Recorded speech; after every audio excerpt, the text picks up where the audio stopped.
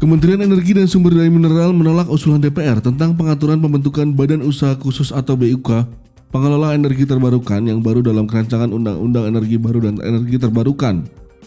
Menteri ESDM Arifin Tasrif beralasan, penolakan ini mengikuti arahan Presiden Joko Widodo agar dilakukan penyederhanaan birokrasi dan penataan kelembagaan.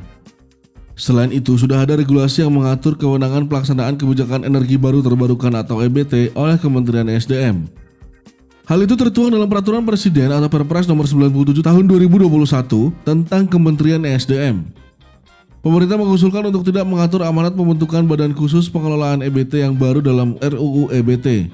Ujar Arifin dalam rapat kerja dengan Komisi 7 DPR Senin 20 November 2023. Arifin melanjutkan, usulan pengelolaan dana EBT yang dilakukan oleh Badan Khusus Pengelola Energi Terbarukan sudah dibentuk Badan Pengelola Dana Keperkebunan Kelapa Sawit atau BPDPKS dan Badan Pengelola Dana Lingkungan Hidup atau BPDLH. Adapun ketentuan Badan Pengelola Dana EBT tercantum dalam pasal 56 ayat 4 DIM 515 dikelola oleh Menteri Keuangan.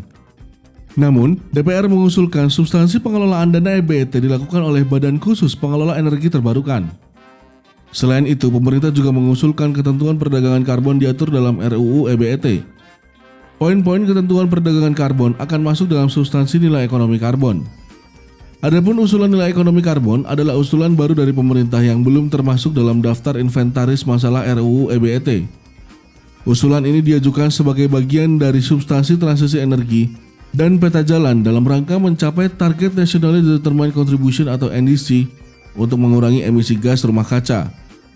Raker juga turut membahas konsep power wheeling atau pemanfaatan bersama jaringan listrik untuk masuk dalam RUU EBT.